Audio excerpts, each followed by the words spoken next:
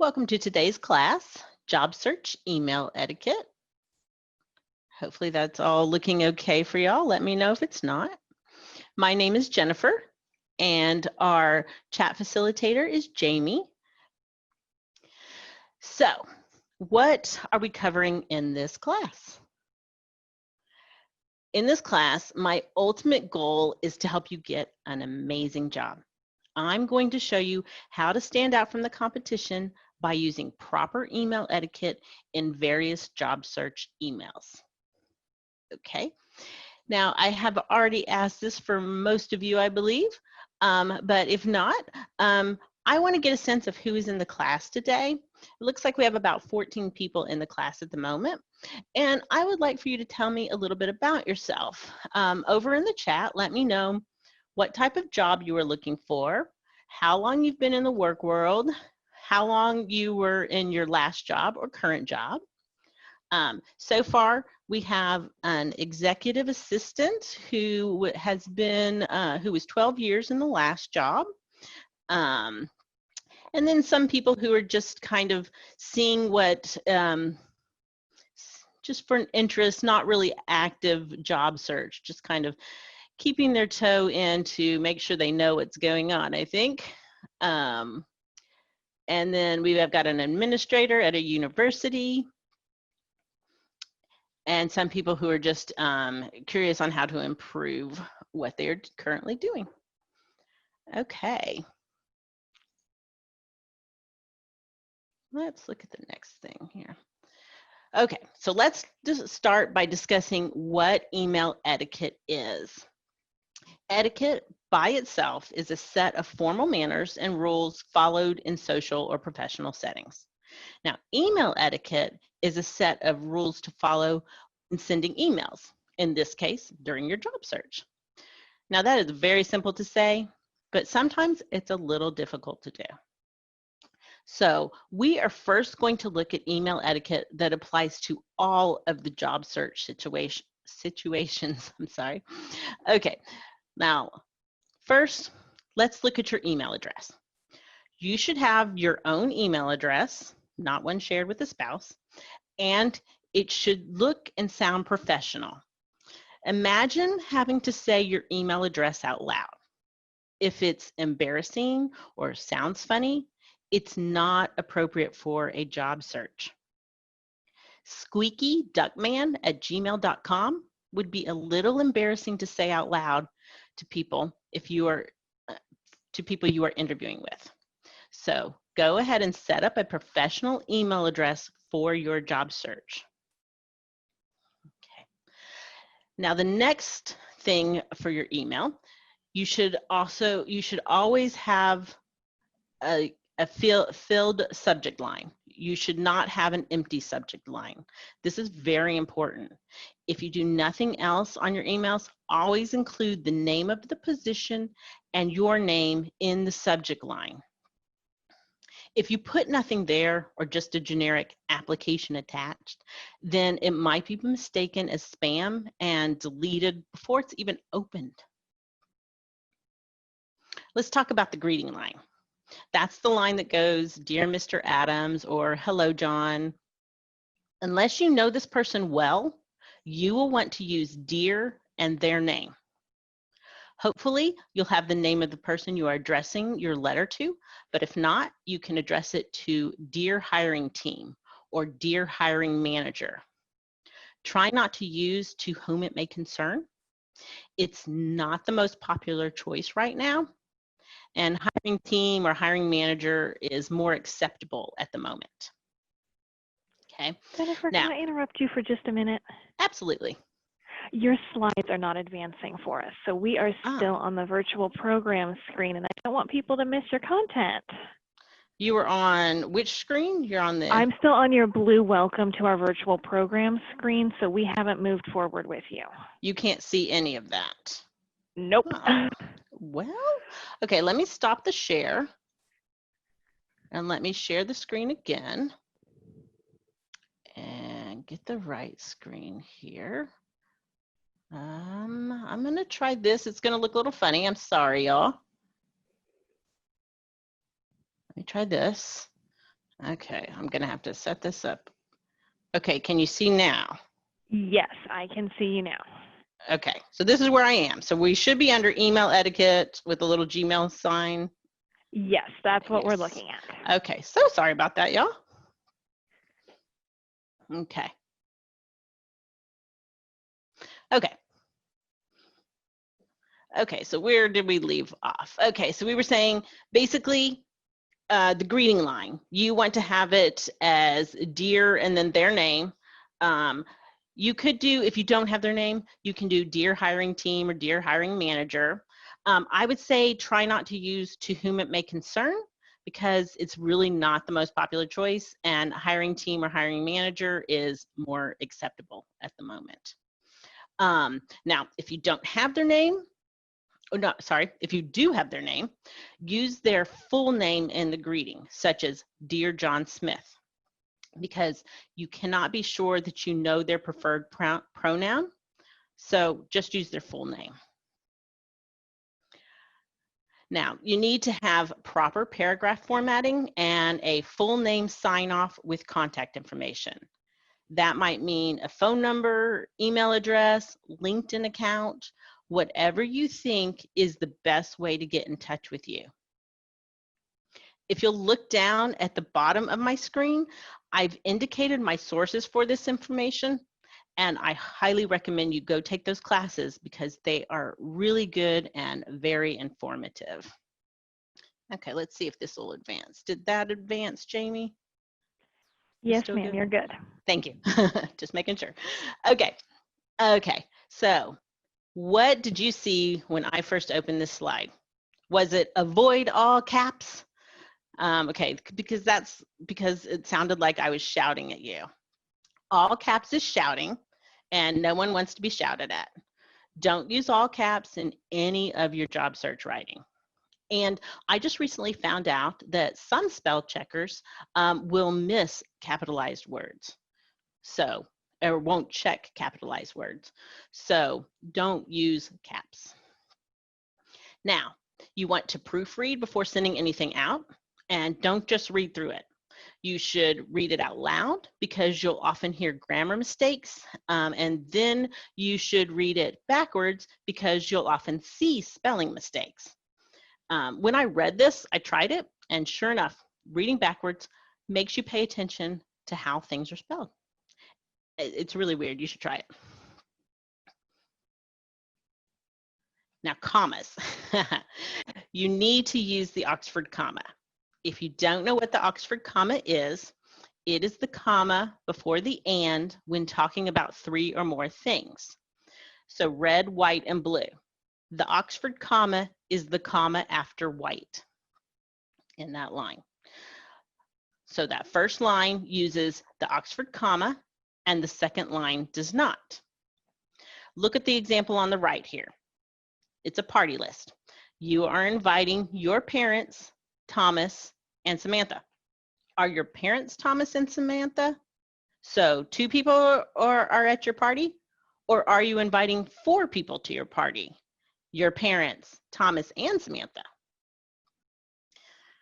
So that's what you want to use. You want to use that Oxford comma. Job search experts recommend using the Oxford comma for clarity. Do we have any, if you have any questions on any of this as we go along, just go ahead and type those into the chat panel there. Now, of course, don't use emojis. And you need to be careful about excessive punctuation. In particular, I'm talking about exclamation marks. I would advise you to try to avoid any during your job search, but if you need to use one, limit yourself to one during your whole correspondence with that company, okay? Types of email. Okay, so now that we've discussed the universal aspects of job search email etiquette, let's look at some specific situations. We are going to go in order of how you would use these email. So the first one up here is networking email. You would generally start with the networking email. This email is sent to colleagues and friends. You want them to have your name on their mind when or if they hear about a job opening. So this doesn't mean you have to go to everyone and tell them your qualifications for jobs. You are just going to be friendly with people, basically. That's really all that networking is about. These emails are going to be short. You'll say hello, and then you'll offer them something. Remember, it's about showing them what you can do for them, how nicely you will fit in and contribute to a cause or a product or a job. Let's look at an example. Now, this doesn't tell us what subject line she's used, but a slightly casual subject line is okay for networking emails. It might be something like, good to meet you, or great article about headlines. Now, if you'll notice, this is addressed to Josh. Right away, we violated the so-called etiquette rules for job search emails, but that's okay because this is a networking email. You've usually established some type of relationship with this person, and they've probably told you to call them by their first name. So in that case, it is fine to address them by their first name. Now, she doesn't jump into what she's trying to tell him or ask from him. She has a nice little pleasantry at the top line. Hope you are good. Hope you're having a great Friday. Then we have a paragraph where Kat is giving a gentle reminder about how he knows her and is offering something to him. In this case, an interesting article she found. Then she says it was great to meet him and let her know if she can help him. She closes as if it is a letter with a wishing you the best and her name. She does not offer contact information, thinking that the email would suffice, but it might be nice to add some contact information like a phone number or another way of getting in touch with, like a LinkedIn account or something like that. The point of these emails are to keep in touch with people. You don't want to be pushy. You want to be pleasant and offer something to the conversation or friendship.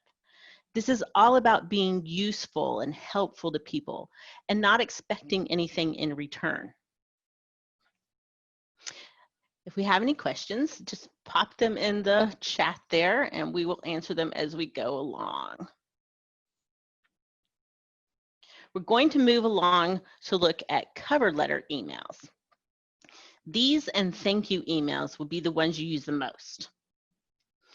I'm going to talk about two situations with the cover letter emails. In one situation, your cover letter will be an email attachment and you'll put a short note in the body of the email. In the other situation, the company does not accept attachments to emails, so your cover letter will be copied and pasted into the body of the email. Now, how do you know which one to send? You need to check the application guidelines. Some companies will want it as an attachment and some will want it as an email message. If you don't know, default to sending it as an email message, so in the body of the email.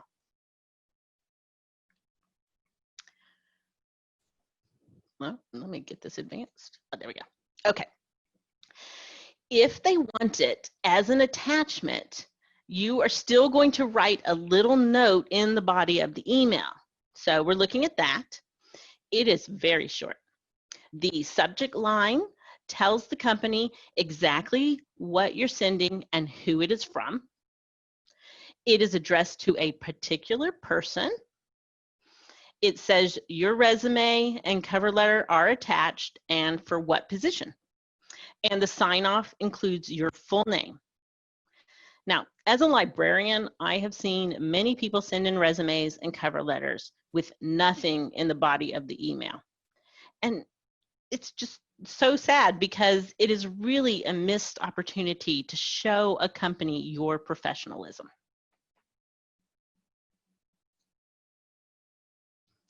The other situation for cover letter emails is when the company doesn't allow cover letters to be sent as attachments. So in that case, you're going to copy and paste your cover letter into the body of the email. It's really just a regular cover letter. It will be a few sentences for each point. You're going to say why you love this company and its products, why you are a great fit, how you can help the company achieve its goals, and end with a short thank you. So let's look at this example. You have a great subject line that clearly states the name of the person applying and what position they are applying for.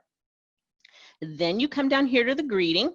This is addressed to a specific person, which is the best thing to do. Like we discussed, if you don't know the person to address it to, then address it to the hiring team or hiring manager. I still wouldn't use to whom it may concern because it's a bit dated. Okay, then we get into the body of the email.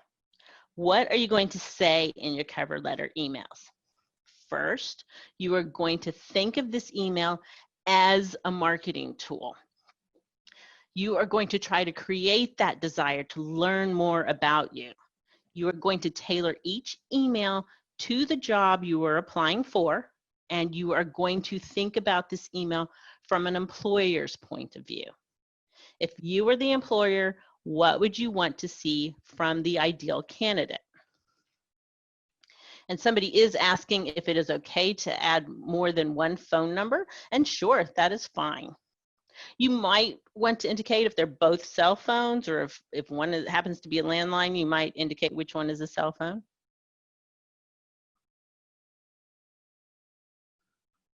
Okay.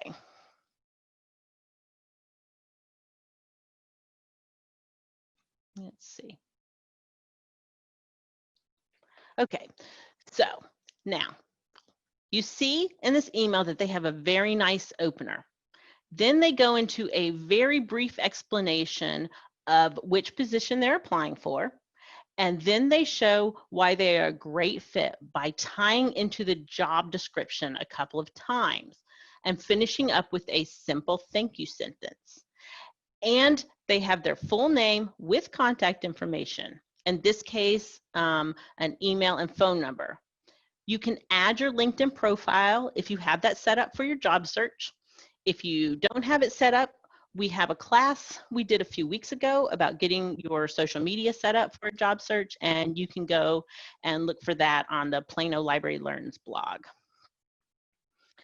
Okay, so you've done such a great job with the networking emails and the cover letter emails that you got noticed and you're called about doing an interview. Congratulations. So what do you do now? When you are setting the interview up, you want to ask for the full name of the people you will be interviewing with and their email addresses. If they ask why you need their email addresses, you can tell them you are going to want to send thank you emails after the interview. It's very straightforward. So then you interview. And at the end of your interview, during the part where they ask if you have any questions, if they haven't told you already, you should ask what the next steps are and when they will be making a decision. Okay, so now we get to the thank you emails. You just finished an interview. So what do you do now? Within hours of your interview, you need to send a thank you email. A lot of people will not send any type of thank you, and that is a mistake. These interviewers have spent time on you, and they deserve the courtesy of a thank you note. Now, some people will send a physical thank you note, but those arrive too late to do any good. You can still send a physical thank you note, but you need to send your thank you as an email and send it as soon as you can, because they might be making the decision soon after you leave. and you want them to give you serious consideration. Okay, now, sometimes we don't interview well. Sometimes nerves get the best of us. That's okay. In your thank you email, you are not going to grovel or apologize for a bad interview. You are going to say that you were so excited about this opportunity and you forgot to mention something about yourself that would make you a perfect fit for this job. Then you will thank them and provide contact information.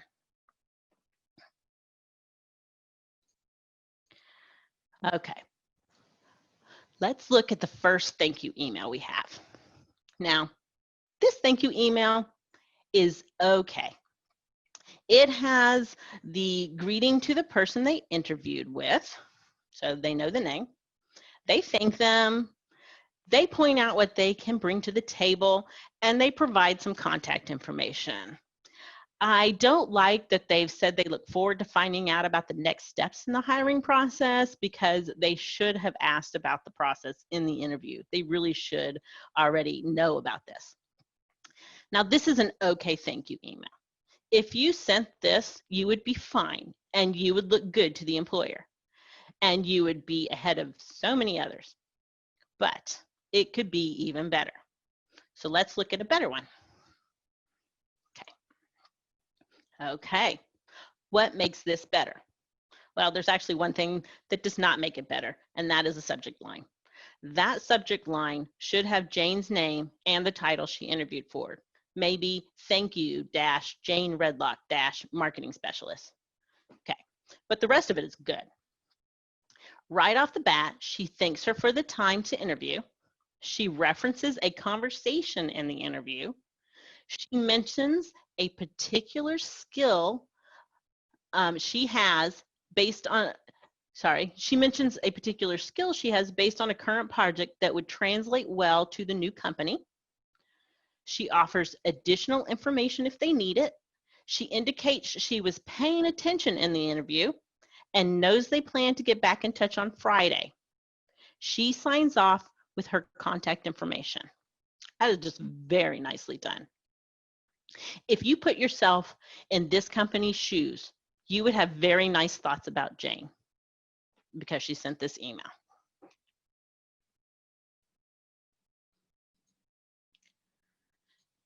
Okay, let's look at the next type of email you might send. And that might be a follow-up email. You've interviewed, you sent thank you notes. At the end of the interview, you ask what the next steps are, so you have some idea of when to expect to hear back from them. But it's now been a few days beyond that, beyond the time that you expected to hear back from them, and you haven't heard anything. What do you do? Okay, so you might send a follow-up email. The follow-up email is probably the trickiest email to write. You want them to remember you, but you don't want to pester them or make them feel pressured in any way, because you want them to have nice thoughts about you so that they'll hire you. Okay, if you send this, this is going to be a very short email, and you are going to touch on 3 things: that you are interested in this job, you are just checking in, and you are happy to answer any follow-up questions. That's it. So, what is that going to look like? Let's go through this email. The subject line is going to clearly state this is a follow-up email to an interview and what position it is for. Also, this should include your name. Okay, so they just put that at the end there. Now, the greeting should have the name of the person you interviewed with, which you should know because you interviewed with them. Then a nice line referencing the position and the date you were given. Then a line saying you are happy to answer any questions. I would probably not add the "if you have an update." I would just say, please let me know if there are any additional details I can provide, just because I don't want to pressure them in any way. So Make sure to include your contact information in your sign-off. They might not have gotten back in touch because they haven't had time to dig up your information.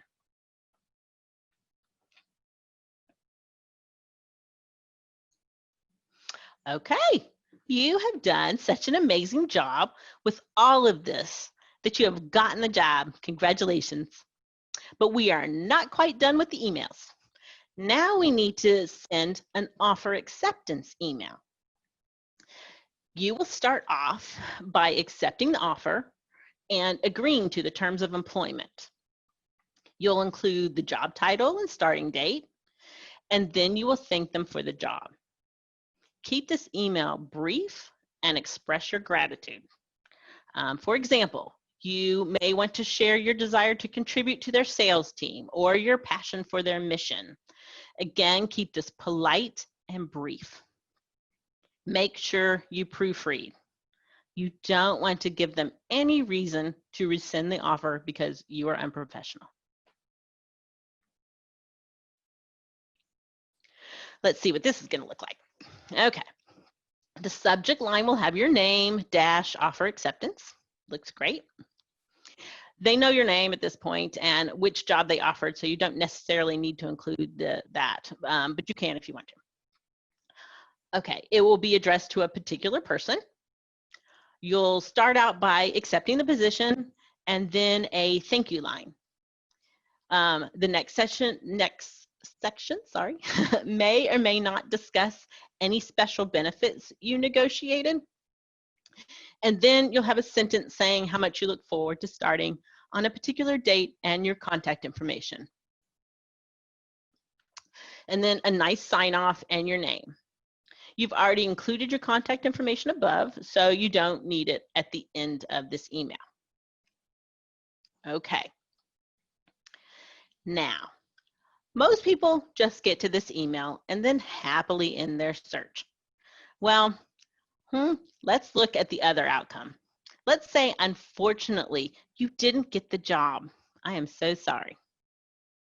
But you are not going to stop there. You are going to send one last email that could be a game changer. You are going to send the gracious retreat email. I seriously, I wish I had known about this when I was interviewing. This is brilliant. So please go and read or listen to Jenny Floss's work because she has some really great advice like this gracious retreat email.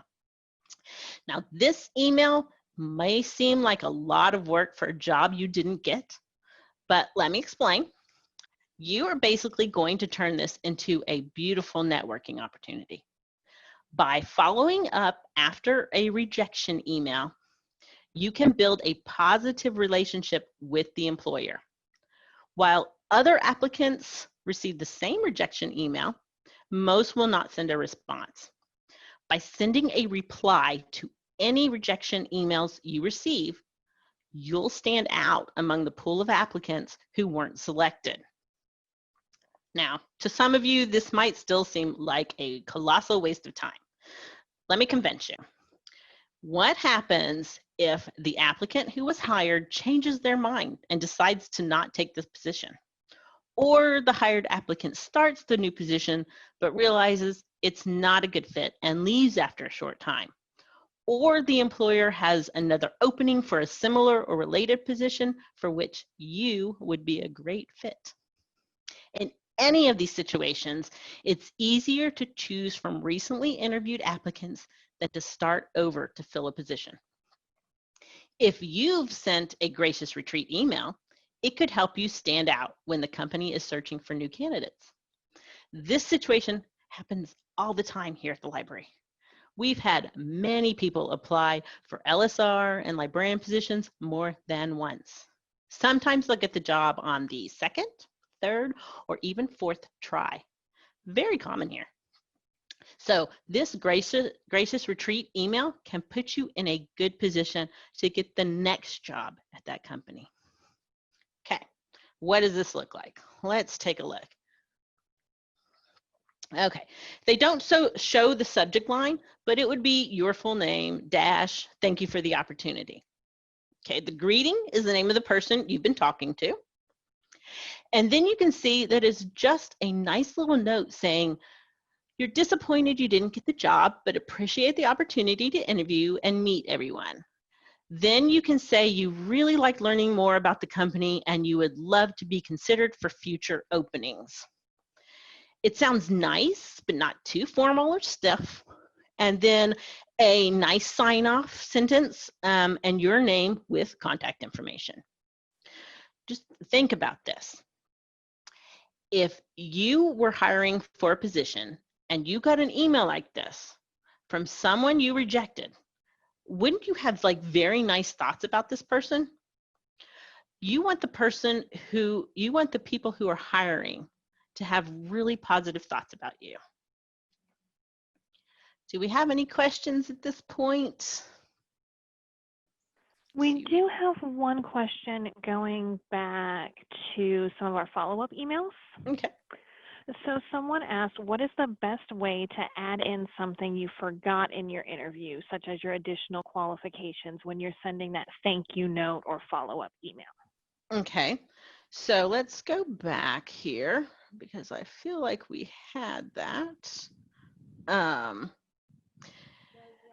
So the best way is to basically say that I'm very excited for this opportunity, and I was thinking about what you said. I was thinking about some things you said, and I realized I didn't mention this particular qualification or this particular situation that I faced and how I handled it.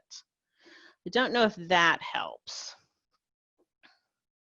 So basically just say that you were very excited about interviewing.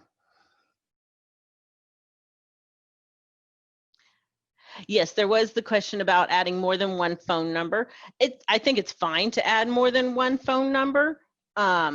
You would just add it. Again, if one is a landline, then you might indicate which one is a cell phone. Or if there's some other indication that you need to make, you can do that. Let me get back to that. Okay, if we have any other questions, just type those there in the chat. Now, what I want to do now is to direct your attention to other resources that we have. If you were noticing the bibliographic information at the bottom of the slides, you may have noticed a lot of this information came from lynda.com programs. You don't want to go straight to lynda.com for this information. You need to come here to Plano Library databases.